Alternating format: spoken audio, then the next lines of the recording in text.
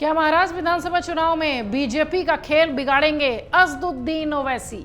महाराष्ट्र चुनाव में मुस्लिम मतदाता गठबंधनों का खेल बिगाड़ रहे हैं, फिर चाहे वो महायुति की बात करें या महाविकास अघाड़ी की बात करें। वैसे एक सवाल ये भी है कि क्या महाविकास अघाड़ी के साथ एआईएमआईएम चुनाव लड़ेगी?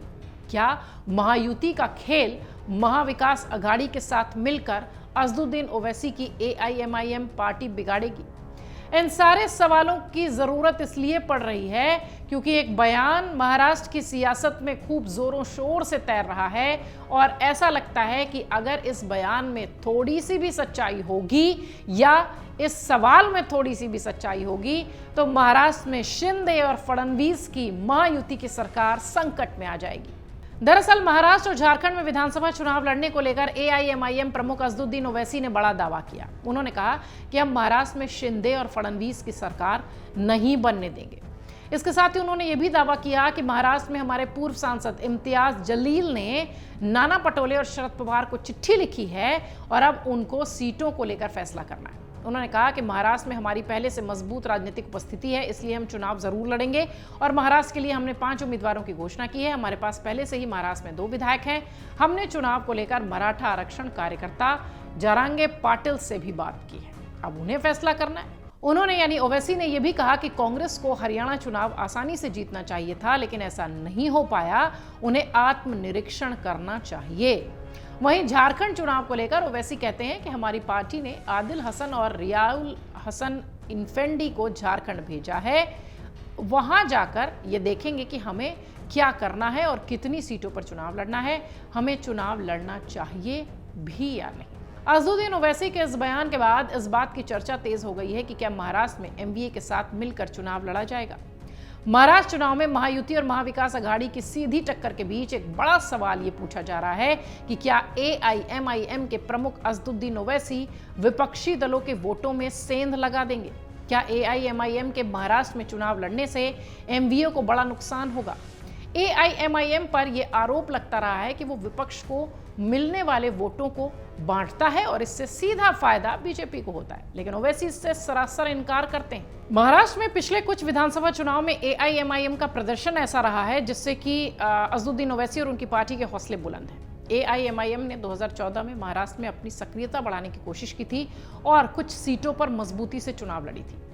14 के विधानसभा चुनाव में एआईएमआईएम ने 24 सीटों पर चुनाव लड़ा था और 2 सीटें औरंगाबाद सेंट्रल और भायखला की सीट जीती थी। लेकिन महाराष्ट्र में कहा जाता है कि एआईएमआईएम ने तब कम से कम 9 अन्य सीटों पर कांग्रेस और एनसीपी को नुकसान पहुंचाया था।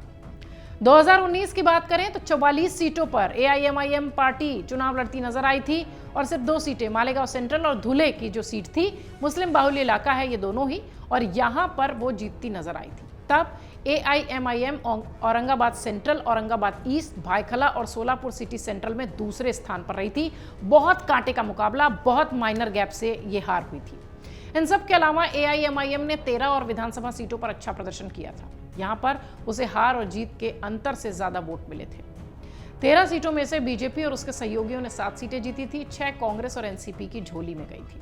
अगर एआईएमआईएम ने 2019 के विधानसभा चुनाव की तरह ही प्रदर्शन कर दिया तो अंदाजा लगाइए कि महाविकास अघाड़ी की कितनी मुश्किलें बढ़ जाएंगी। और अगर महाविकास अघाड़ी को दिए गए ऑफर को अगर स्वीकार कर लिया गया और एआईएमआईएम महाविकास अघाड़ी के छाते के नीचे आ गई तो अंदाजा लगाइए कि इससे शिंदे और फडणवीस को कितना नुकसान होगा, यानी महायुति को कितना नुकसान होगा।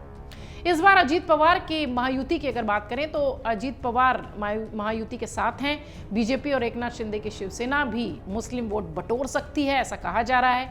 2019 के विधानसभा चुनाव के बाद असदुद्दीन ओवैसी और एआईएमआईएम की सक्रियता महाराष्ट्र के अंदर काफी ज्यादा देखने मिली है। महाराष्ट्र के विधानसभा चुनाव में इस बार मुकाबला बेहद जबरदस्त है, जहां पर एक तरफ अगर देखा जाए तो विधानसभा सीट पर जोरदार लड़ाई हो रही है और ऐसे में एआईएमआईएम के चुनाव लड़ने से निश्चित रूप से कुछ सीटों पर जीत हार का जो समीकरण है वो बदलता हुआ नजर आएगा। महाराष्ट्र के चुनाव में सीधी टक्कर महायुति और महाविकास अघाड़ी के बीच है, आप सब जानते हैं।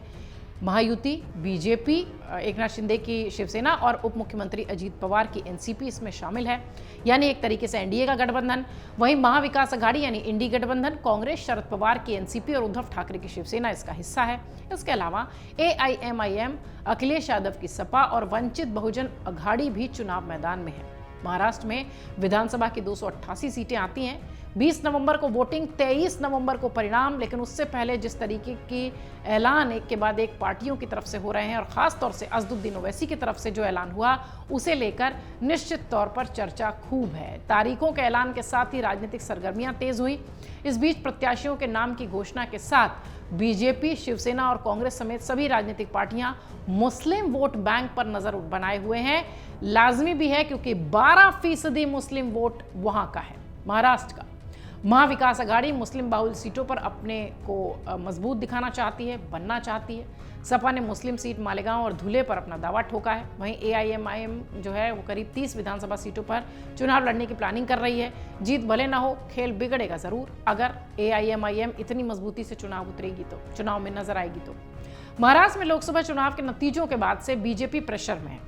कांग्रेस की अगुवाई वाली एमवीए या यूं कहें कि इंडी गठबंधन राज्य में सरकार बनाने का दावा कर रही है, क्योंकि लोकसभा चुनाव के नतीजों से एमवीए के हौसले बुलंद हैं, उन्हें एक ऊर्जा मिली हुई है। और अगर एमवीए के साथ एआईएमआईएम का गठबंधन नहीं होगा तो एमवीए को कुछ सीटों पर विधानसभा के नुकसान को उठाना पड़ सकता है। लेकिन इसका उलट भी सोचिए, अगर एमवीए के छाते के नीचे एआईएमआईएम आ जाती है तो इसका नुकसान महायुति, शिंदे, फडणवीस को कितना मजबूती से उठाना पड़ेगा। यानी एक तरीके से मुस्लिम वोटर्स के लिहाज से अगर देखा जाए तो असदुद्दीन ओवैसी एक बड़े किंग मेकर के रूप में महाराष्ट्र में दिखाई दे सकते हैं।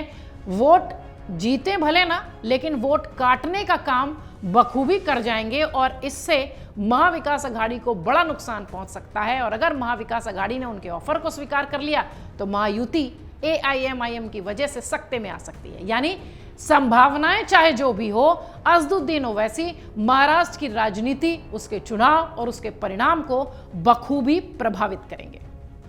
अगर आप ये वीडियो YouTube पर देख रहे हैं तो हमारे चैनल को सब्सक्राइब कर बेल आइकन दबाएं और Facebook पर देख रहे हैं तो हमारे पेज को लाइक करें। 8 मिलियन प्लस सब्सक्राइबर, आपके इस भरोसे के लिए बहुत धन्यवाद।